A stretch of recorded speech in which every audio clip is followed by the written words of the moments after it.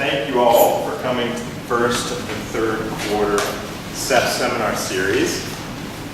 Today, we're going to hear from Matt Bogard on a topic that's a little bit outside of sort of the traditional SEFS work. But let me introduce Matt. Matt is currently, at least for a few more months, postdoctoral scholar with me. He's been with me for about 2.5 years, but we can call him an assistant professor now.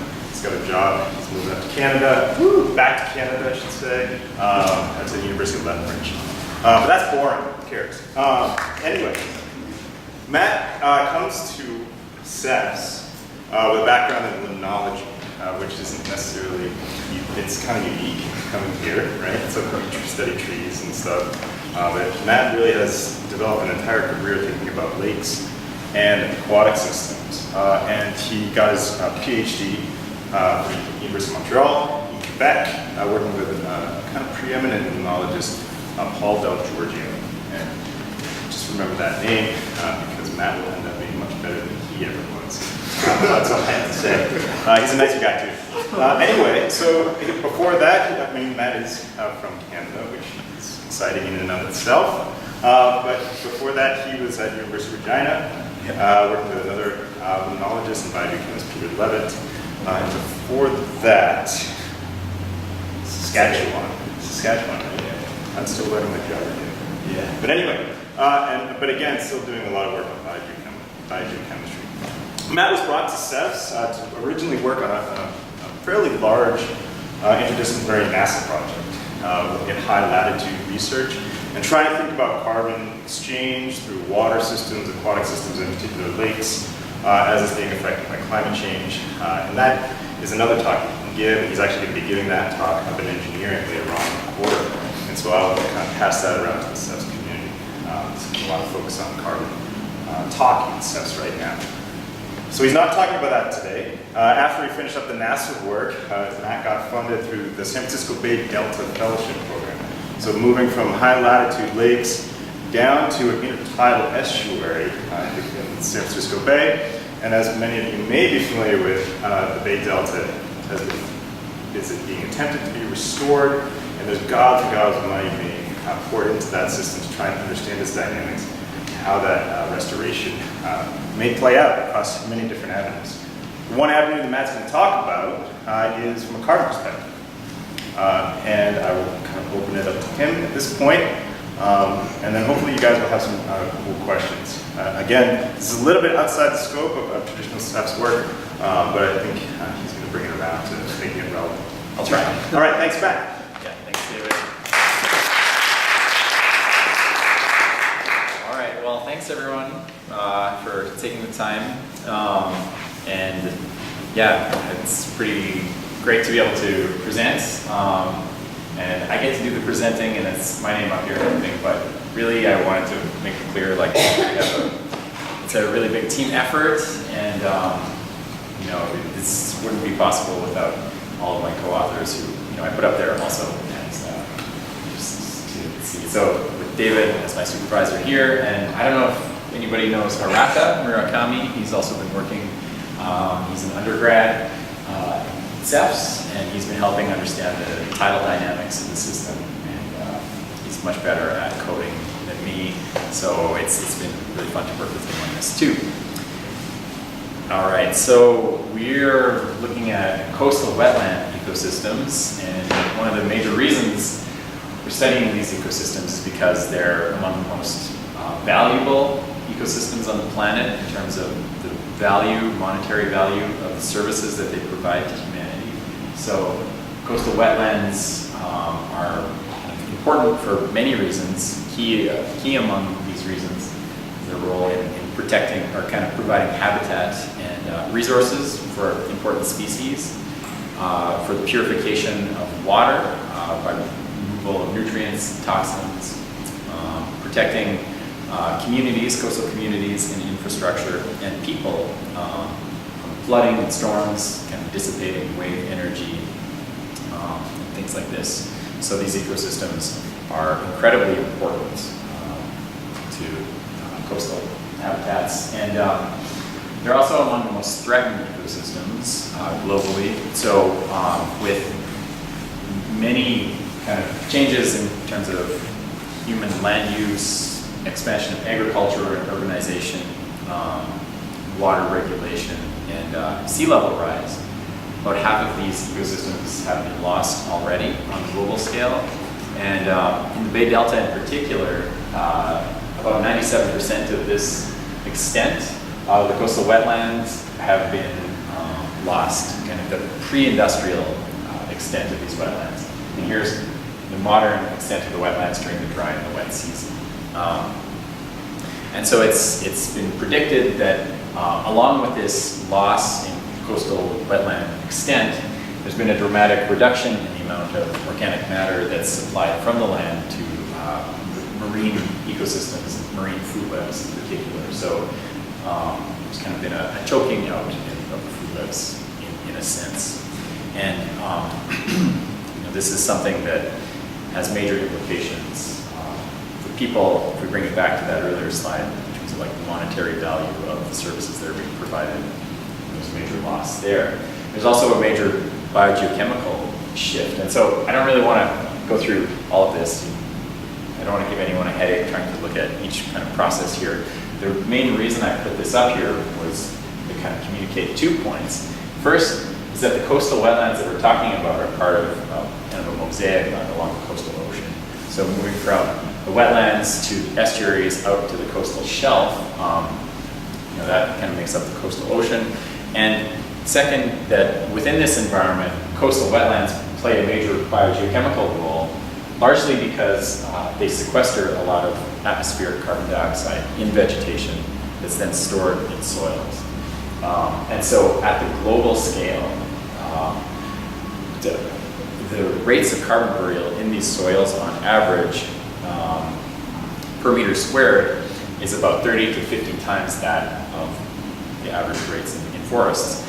And although they only occupy about 3% of the total surface area of the planet relative to forests, they're disproportionately important sites of carbon storage.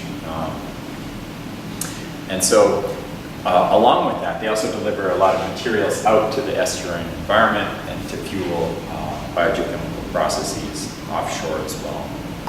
And so then when we think about these environments, it's increasingly recognized that there's a major opportunity here to protect and restore these coastal vegetated environments, and that this could be a key tool to kind of offsetting climate change. So sequestration of atmospheric CO2 by vegetation and storage in soils represents kind of one aspect of a term, blue carbon, that people might have heard of. So this is carbon in coastal ocean environments linked to vegetation and soils and sediments that can be sequestered from the atmosphere. So this blue carbon term is something that's kind of growing in terms of its potential importance in offsetting climate change. And the problem with this, though, is that, as I mentioned earlier, with sea level rise, a lot of these habitats are being lost.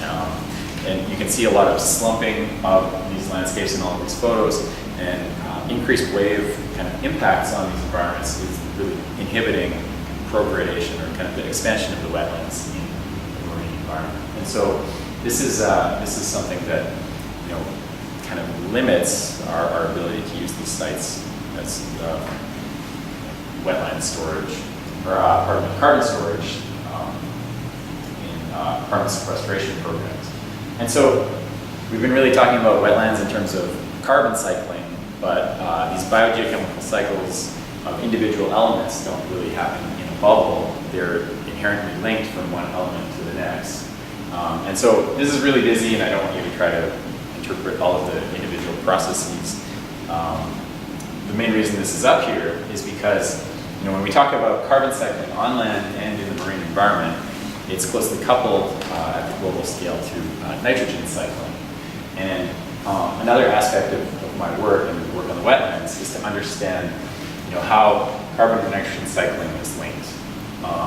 And so we can see that human impacts, human addition of reactive nitrogen to the biosphere has major implications for nitrogen cycling. number of different fates, and it has implications for carbon cycling as well.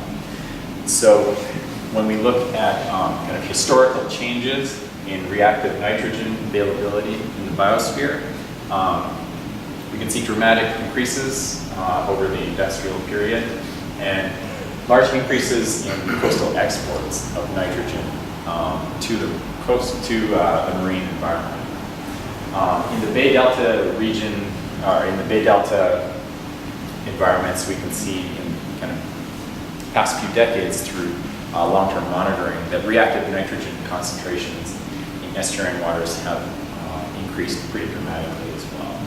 And so these increases in nitrogen in the biosphere have major implications for ecosystem functioning through eutrophication, biodiversity loss, acid deposition on the landscape, and production of nitrous oxide, which is a very potent greenhouse gas. And so if we come back to this figure again, it's pretty widely accepted that wetlands are important sites of nitrogen removal on the landscape, both inland and in coastal environments.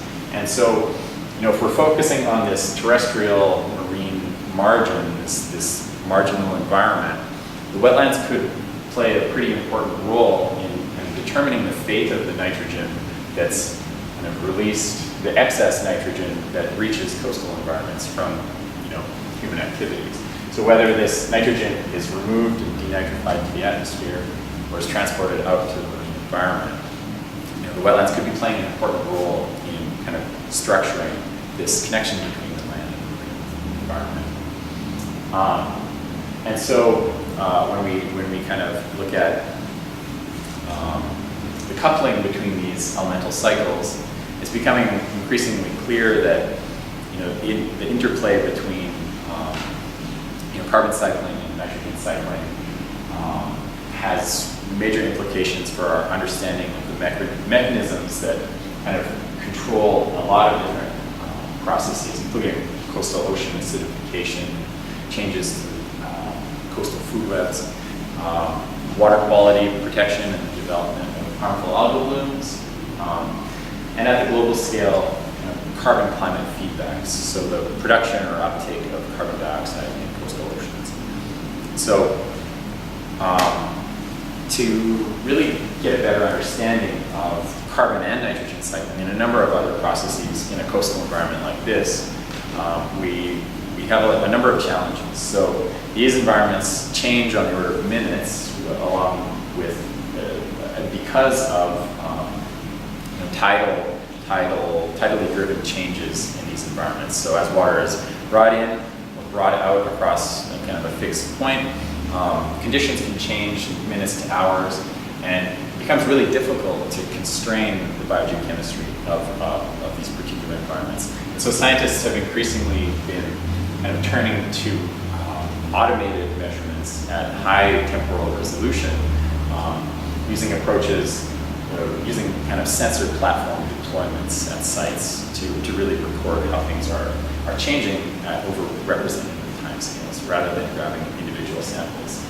So these measurements are often kind of calibrated against site visits and grab samples and laboratory-based measurements and things like that. And so to kind of give an example of why such a monitoring program would be important, what I'm talking about here with this high-resolution time series measurements is shown down here. So if you picture kind of day-night changes or tidal changes, getting a representative picture of how things are cycling through time would give you a more accurate picture and help you constrain your estimates.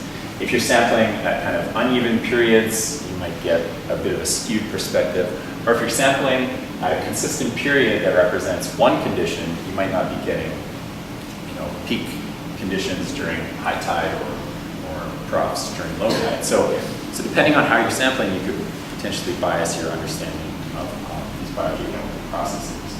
So that's the approach that is being used in our research, and I'm using it particularly to look at carbon cycling and then also to look at nitrogen cycling in these Bay Delta wetlands. And so my objectives were first to construct an ecosystem carbon budget, or an NECB, which for this brackish tidal marsh, to really define the carbon storage capacity. So the NECB is a term that we use that kind of builds on just measurements of metabolism in an environment, or NEP, or net ecosystem production. It brings in kind of all of the carbon fluxes to get the full picture.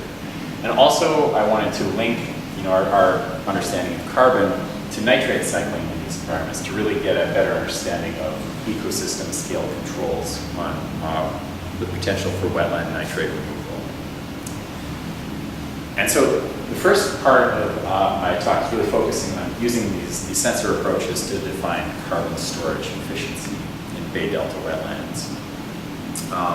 And so our work is conducted at Rush Ranch, which is a nature preserve in the Suisun Bay wetland complex shown here in Northern California near Sacramento up here. And so this site is a historic high-stand protected tule marsh, and it's had, I think, a 4, maybe almost 5 years running continuous eddy covariance tower measurement program, which you can see up on the top right here. So we have measurements of carbon dioxide and methane exchange between the marsh vegetation and the atmosphere. So this eddy covariance data set is not something that I'm developing or really exploring in the postdoc, but I am using it to really just hammer out the average across the years to get a sense of longer term kind of balance of carbon exchange between the marsh vegetation and the atmosphere. And so what this graph shows is net ecosystem exchange on the right. And so the negative values show kind of the extent of carbon uptake by the marsh vegetation, so negative for removal. These are periods when the marsh vegetation is collected via carbon sink. Carbon emissions from the vegetation to the atmosphere are positive. This is when the marsh vegetation is a source of carbon to the atmosphere. So you can see a ton of variability over, anywhere from annual, interannual, to seasonal, to daily timescales. But when we average this out across years, the marsh is actually taking up in the vegetation a pretty large quantity of carbon, so 185 grams of carbon per meter squared per year. And so I think we looked for a forest, Pacific Northwest forest was about 200 or so, right? Kind of like a protected forest environment, so comparable. And there's a lot of variability, but that's really related to the interannual differences. But over the long term, there's a lot of carbon sequestration at our site.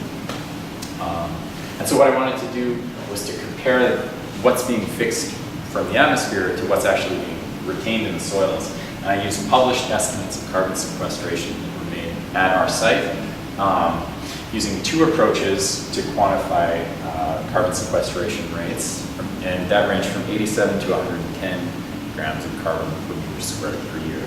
So if we put these 2 estimates together to get an indirect kind of inference of what's actually leaving the site, these estimates suggest that a large fraction of the carbon that's fixed by the vegetation leaves the site and is exported to the estuarine environment.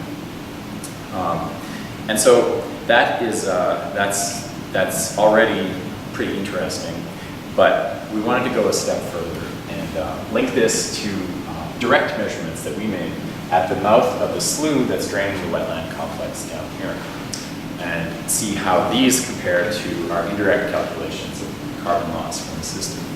And so the first Mallard Slough site is part of the National Estuarine Research Reserve, the NERD monitoring system.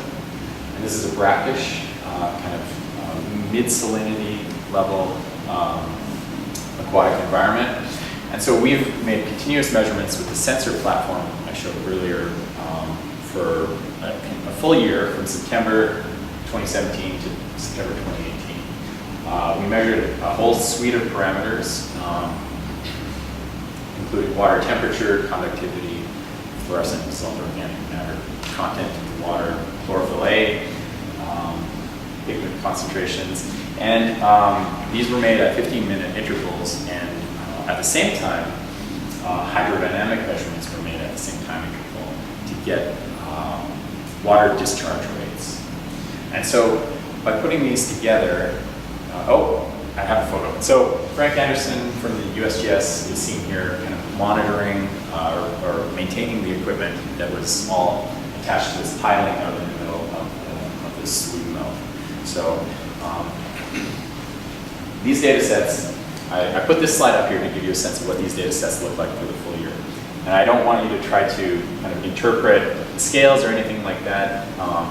The main points I want you to take away from this over our full year of measurement is that we measured water level, stage, the discharge, which is kind of Q there, water temperature, conductivity, turbidity, algal biomass inferred from chlorophyll A concentrations, and fluorescent dissolved organic matter content. And the main picture here is that for these 15-minute intervals, you can see there are dramatic changes, and different parameters change in different ways, daily to annually. So conductivity and temperature have large changes. Algal blooms happen pretty sporadically, and you really do need continuous data sets to get a representative picture of what's happening in these sites.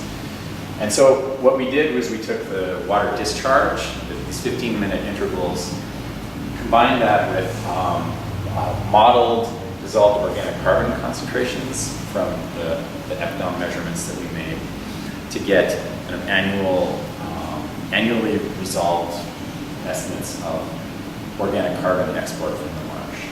And for our dissolved inorganic carbon estimates, so carbon dioxide, bicarbonate, and carbonate, we had to use a different approach that I'm not going to go into detail, but I just put it up here because I was pretty proud that we were able to solve this problem. We had this fancy sensor system, and we were going to measure inorganic carbon directly, and it ended up not working at all because the systems were just too dynamic for the equipment. And we thought everything was lost, and then we realized that we could just take our samples collected in beer bottles that we send off to the lab, and then model them from water height, temperature, and conductivity in just a basic multiple regression, and that gave us a really great estimate of annual scale inorganic carbon exports. So it's a pretty simple solution to a major problem. So I wanted to put this slide up here just to make that point.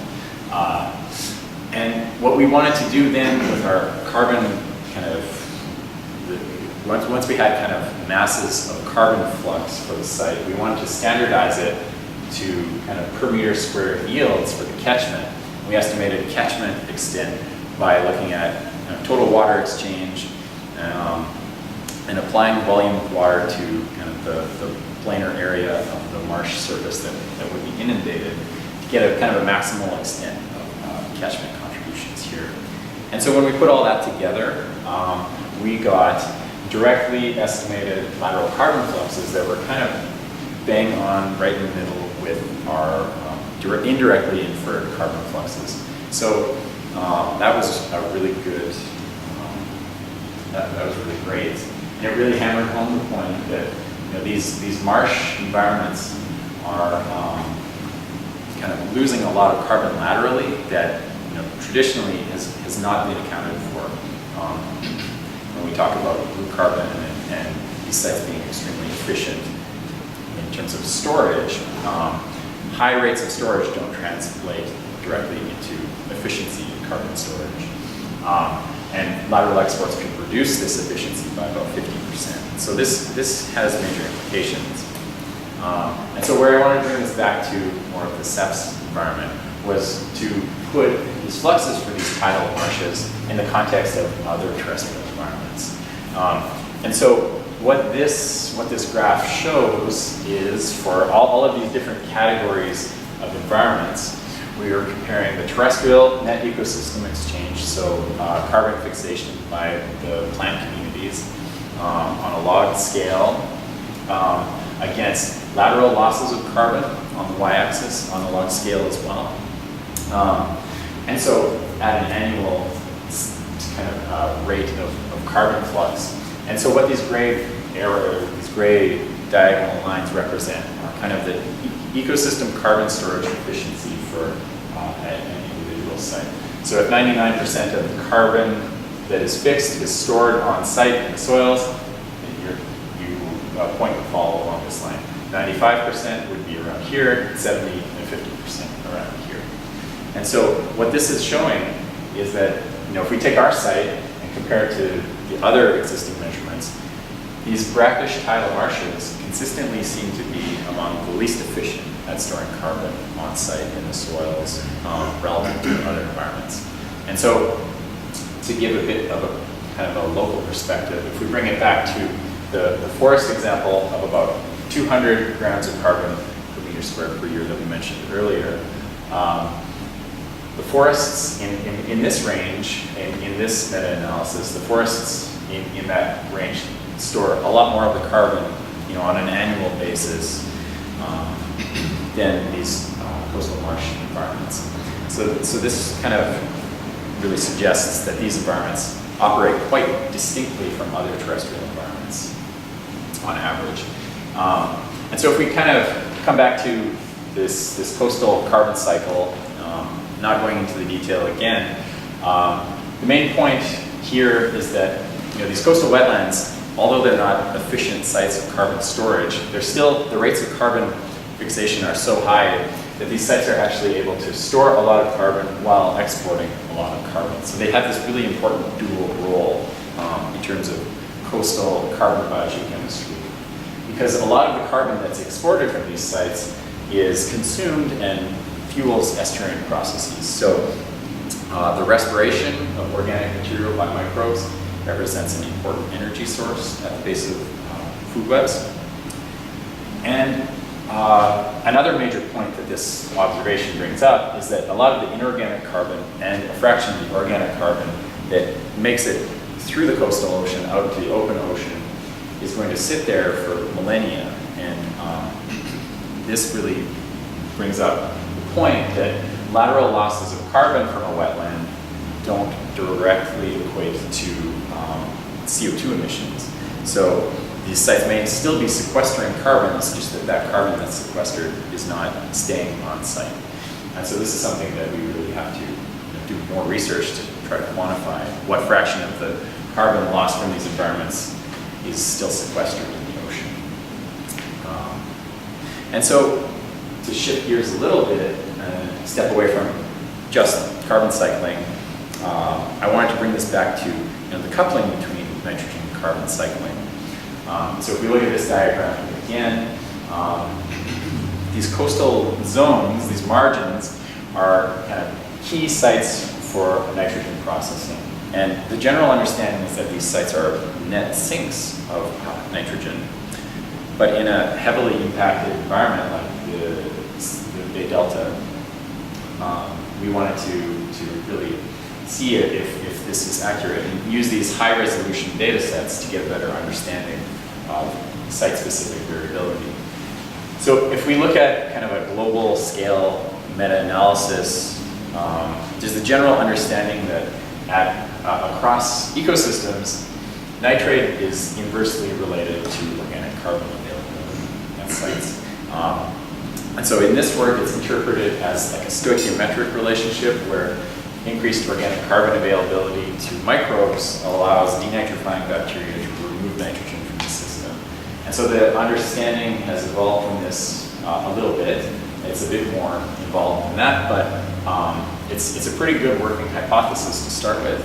And what I wanted to do was take this kind of framework and apply it to our time series data to get a sense of how local scale variability between these relationships might influence nitrate processing. And so what we did was we took a subset of this time series from first mallar down here, which we've been looking at from the carbon cycle, and kind of took the equivalent time period for a data set that we had from this Little Holland Tract area that is a flooded island restoration site. So it's this land that was diked off and not flooded for a very long time. The dike breached and then the land started flooding, I think, over a decade ago, and it's just been kind of restoring ever since. It's a freshwater tidal environment compared to the brackish environment. And in addition to the YSI, the set of measurements in the first part of the talk, there's also a nitrate sensor that was deployed. And so we have this site that's restoring and a site that's pristine. And what I want to show first is just the time series of nitrate data shown on the left here, y-axis, the y-axis in blue, compared to kind of the tidal dynamics represented by the change in water depth shown in red. And so right away, if you just look at kind of the relationship between water depth and nitrate, you can see different kind of patterns between the sites. So these different relationships between water height and nitrate really hint at distinct nitrate cycling in in each system. And so if we look at the relationship between nitrate and depth and kind of hammer that point home, that's exactly what we see. We see a lot more nitrate coming into Little Holland Tract sites, the site at high water periods, and much lower nitrate concentrations at low water periods during export. And we see the opposite, but much looser pattern at First Mallard. And so the first thing that I wanted to do was see, what is the potential role of phytoplankton nitrogen uptake. Being a limnologist, I had to go back to phytoplankton, go back to my roots, and I thought this was like the kind of potentially the ideal place to look at this. And sure enough, algal biomass and nitrate were inversely related. And for somebody with like a nitrogen background, I was really pleased to see this. The algae are doing their job and they're sucking up a lot of the nitrate. So what we have happening is nitrate is imported up onto the marsh platform. It seems to be consumed by phytoplankton, and then phytoplankton are leaving the platform and hopefully fueling food web. So this restoration site seems to be a net sink for nitrate due to phytoplankton uptake, potentially. And at First Mallard, we can't really tell. There's no relationship there. So whether phytoplankton are taking up nitrate or not, we can't tell because there's another source or process that's masking that relationship. And so if we go back to this kind of stoichiometric hypothesis that there's this relationship because microbes are removing nitrate, it doesn't really seem like that's the case here with our time series. This inverse relationship that we see that corresponds to DOC levels kind of in this range really seems to be due to phytoplankton uptake, and this is more of a correlation and not causation in terms of the DOC nitrate stoichiometry. So at First Mallard, at our pristine site, for the FDOM concentrations that we see, that corresponds to about this range on the DOC scale. And we can see that other sites seem to have these diverging relationships. So we have much higher nitrate concentrations when DOC concentrations are high as well. And this again suggests that within this individual site, this stoichiometric relationship doesn't seem to be the ultimate control of ecosystem scale nitrate cycling. And what we wanted to do was then get a sense of whether this site is actually a net sink or a net source of nitrate for this time period. So we summed up all our 15-minute interval measurements of nitrate and linked it to water discharge. And the wetland was actually exporting about 114 kilograms of nitrogen per day, which was pretty surprising and not at all what we expected. And we're still trying to wrap our heads around why this might be. And exports were positively correlated with DOC. So this is really the opposite pattern to what we were seeing, what we maybe expected to see based on this stoichiometric relationship.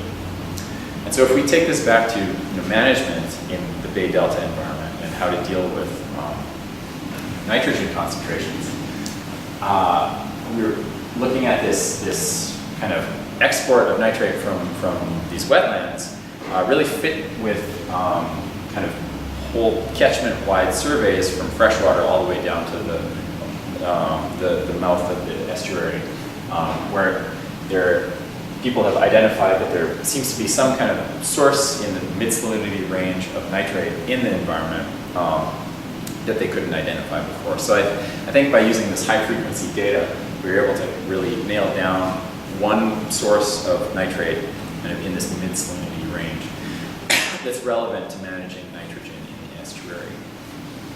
The other thing that I thought was really cool was that we have these two unique data sets that are telling us something that agree very closely with previous lab-based incubations of sediments from these two different zones in the Bay Delta. So up in the freshwater delta area, lab incubations consistently show that these sediments suck up nitrogen during these incubations. So there's nitrate uptake, removal from the water. Whereas the sediments further downstream in the estuary in the bay are consistently net nitrogen sources.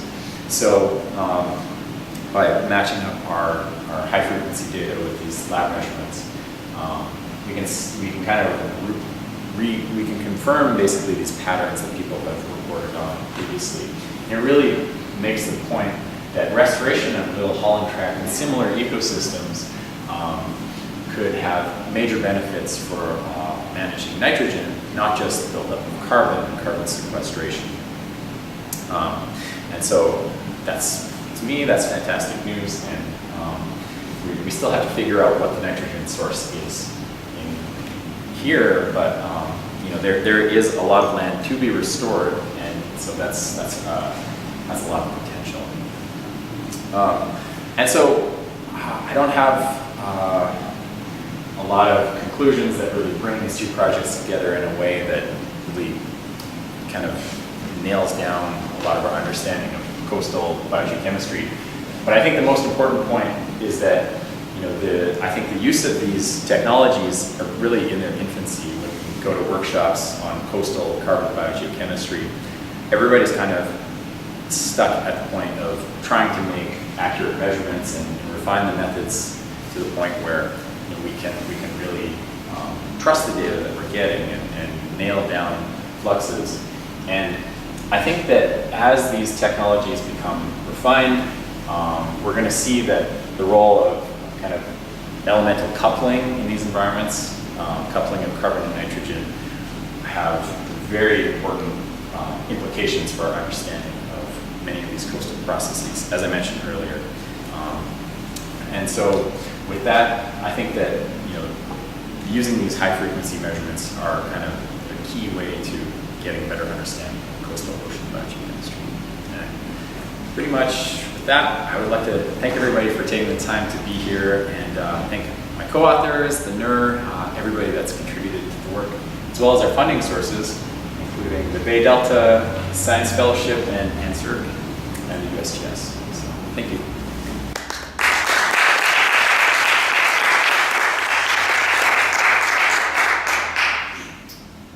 Time for some questions.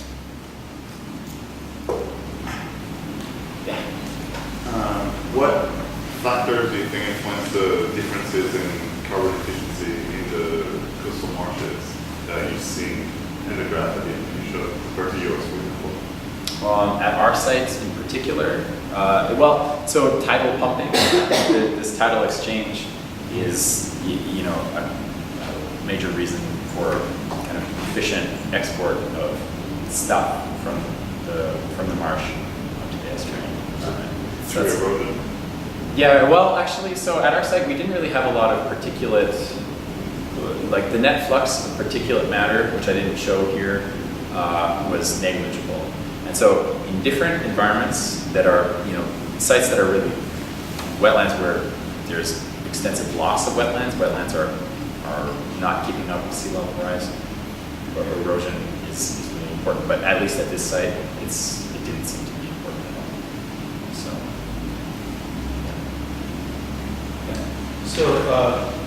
First of all, really interesting presentation. Thank you for that. I was really interested in that sink and flux graph you had in the carbon section of your presentation. And initially in your talk, you mentioned that a lot of the flux can be in CH4 form. But in your graph, you mentioned CO2 and you discussed carbon, but I was wondering if you measured the CH4 aspect of it. As we know, that can be critical. So we did measure it, and it's not important at this site. It's not important at this site. In terms of the mass of carbon that's moving through the system in the form of methane, it's negligible. The levels are very low in the water. And actually the site, so for the eddy covariance perspective, this is one of the pretty surprising results, is just how low the methane fluxes are for a kind of lower salinity environment, I think, right? Mm-hmm. So in terms of carbon equivalents, CO2 equivalents, I think that makes them more important. I don't know, I can't remember the exact number, but they're much lower than they expected to see. So, yeah. Yeah. Yes. When you relate the time series of the different variables that you're looking at, do you think that your relationship could be better if you include some lags to take into account some like spatial correlation?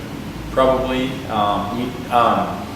So, yeah, I think if we were looking at finer resolution, like in the NECB, if we wanted to do that, we would have to consider that. But at the annual scale, I wanted to just lump it all together and get numbers to start with. But it's something we thought about, if we have a productive year with, on the marsh platform, and then the next year is not, and a lot of that stuff dies, how long before that is seen in our aquatic measurements? Yeah, that's something that obviously we can only resolve as we have longer time series. Yeah, so yeah, that's probably phase 2, but important. Yeah. So, go ahead. What proportion of this dissolved organic carbon, I believe, is what you're measuring in these tidal communities, is bioavailable Yeah, to the that's a good phytoplankton? question. Like, what is it exactly, right? And you measure the carbon, but do you know it's CO2 or? Yeah. So we have made some measurements of respiration on site, and so I think that generally, what would we say? The fraction that's bioavailable, like eventually, over 1,000 years, most of it is going to leave. I don't know what fraction, but most of it would be bioavailable. But even in the estuary, there have been people that have gone and quantified kind of the net metabolism of the estuary downstream from the wetlands, and I think it's pretty clear that they're heterotrophic. So a large fraction of the stuff that's leaving is respired in the estuary. And I have read papers that are starting to recognize the fact that a lot of the river-derived carbon is transported further afield, and that a lot of the intense heterotrophic carbon respiration happening closer to shore could be driven by these coastal wetlands. So I think that a large fraction of the DOC is bioavailable and probably consumed in the estuary, but we don't have an exact number. I have a follow-up question in relation to this. Is that okay? Yeah. Go ahead. No, please. All right, so I'm trying to get my head around this graph of So am I. the nitrate and the carbon, Yeah. right? Because in a terrestrial sense, as we increase the carbon and nitrogen ratios, it gets harder to get decomposition and have that nitrogen be bioavailable. Yeah. You seem to be almost telling the opposite story. Yeah. And that opposite story is presumed from the relationship, but is it cause and effect or correlation, right? Meaning if you feed the system the change concentration, do you see the algal bloom? Yeah. And anyway, I think you know all that from. Well, actually, no. I was going to say that I don't think I've ever seen a more complex ecosystem to work in the Bay Delta. Like, there's just so much going on. When I was down there, I learned that, right beside the marsh, there are these duck clubs, so hunting clubs, where they're diked off, and fresh water is allowed to enter to kind of freshen up the marsh environment and selectively increase the growth of freshwater plants that will then bring in ducks, and hunting clubs go up there. And then further down, there's this piece of land that's protected for people like Mark Zuckerberg to go and do kiteboarding, and there's all kinds of crazy stuff going on in here. So I don't have a good sense of what would be decoupling the nitrogen and the carbon. Like, there could be releases of the water that's built up from these duck clubs that's rich in animal wastes, flow from sea to end, that maybe that's important, but, you know, we also looked, we just had somebody looking at potential groundwater inputs, and I forgot to mention that I don't think we really have major groundwater inputs here at all. So that kind of, from the nitrate perspective, ruled out another potential source that could explain why, you know, why we have this weird kind of ratio of nitrogen and carbon. So I don't have it figured out yet. But yeah. I had a question. Yeah. So you briefly touched on blue carbon, this concept of blue carbon. I don't know if people are familiar with it or heard it before, but you know, it's this concept that there's a potential for carbon storage, maybe even management in a coastal environment for sequestration. Can you just kind of put your work in that perspective a little bit more? Yeah. So I think that when I read the blue carbon literature, everything really focuses on carbon burial rates, and our work doesn't have any bearing on that in a sense, because you know what's measured over the long term in terms of burial, that's there on the site. It doesn't really matter what has been lost 50 years ago. What they're measuring is the net accumulation on site. So from a carbon storage perspective, I think our work emphasizes that there's a lot more to these wetlands than the blue carbon that's getting a lot of the kind of I think attention. Like, if you know, from my perspective, and the way that we're kind of focusing on this result is that, you know, there's a lot more carbon leaving the site than we thought, and that really emphasizes the dual role that these wetlands are playing. They're storing a ton of carbon on site, but they're also exporting probably more carbon than we thought to the environment. And even the inorganic carbon that's leaving the site, you know, we have some evidence suggesting that, you know, during a period where we had one of those major algal blooms, a lot of that inorganic carbon was taken up by phytoplankton. So even this inorganic carbon pool that would be considered less bioreactive is probably being reincorporated into the food web by phytoplankton, just suggesting that, you know, probably a large fraction of that stuff leaving is really important from a food web perspective. And then again, like the fraction that is leaving might still be sequestered in the ocean, like I mentioned. So from a blue carbon perspective, I think that we have some work to do to figure out what that fraction that's leaving actually means. But it's safe to say that it's not, you know, probably the conclusions about storage potential are probably unimpacted by what we've found here. What do you think? It's not my talk. Yeah, okay. I don't know. That's my thought. Because, yeah. So just to maybe rephrase, there are multiple blue carbon pools, and partly your work addresses lateral movement between them, partly addresses one of them, which Absolutely. is marsh and estuary, and the other is that there is movement between those pools. And you don't know what happens to it out in the ocean. Yeah, absolutely. And I think that that's something that people are just starting to talk about, especially with the inorganic carbon, because you know, our sites kind of have a higher pH, and so I think that a large fraction of this inorganic carbon that's leaving, it's not going to be gassed off as CO2. It's going to stay dissolved in the water column.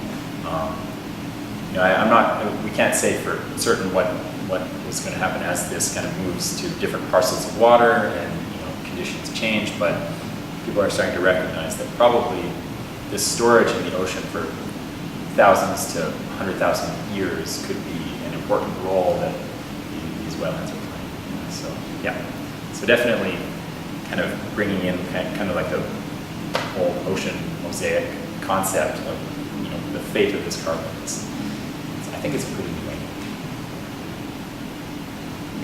So I have another question in relation to that, because the story could go that as you get this lateral transport, it gets out to the ocean, it gets embedded in organisms that sink.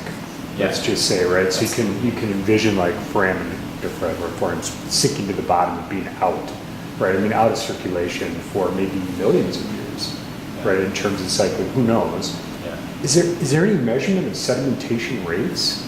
Yeah. Do we have any data like that? I mean, and how would you do it? You know, Yeah. just imagine like these trays Yeah. at some depth and there's some way, does that exist? Yeah, there's a long history of kind of carbon burial and measurements of carbon burial, carbon, I guess, diagenesis, right? Like, yeah, especially here at the UW in oceanography, I think is cool. Yeah. So, and actually, a pretty small fraction of that stuff is stored in sediment, right? Like 0.1 petagrams locally. Like, it's small. It's small.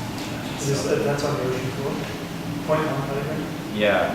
So something that the lake people, you would probably know more about kind of upscaling than me, but you know, this carbon storage in lakes might actually be more important than carbon storage in all of the ocean in terms of overall amount. So yeah, and lakes make up 3% of the ocean. But storage in the water column in the ocean is. Yeah, that's different. That's Yeah. different. Yeah. So Yeah. So that's yeah. Anything else? Yeah. Yes, Steve, I just want to ask, thank you for that presentation. Yeah. Apart from phytoplanktons, which you took into consideration in the study, did you also look at other vegetation that might be occurring at the coastal wetland, apart from the phytoplanktons? No, I didn't. I was really focused on the biogeochemistry here, but there probably are a lot of people who are looking at it.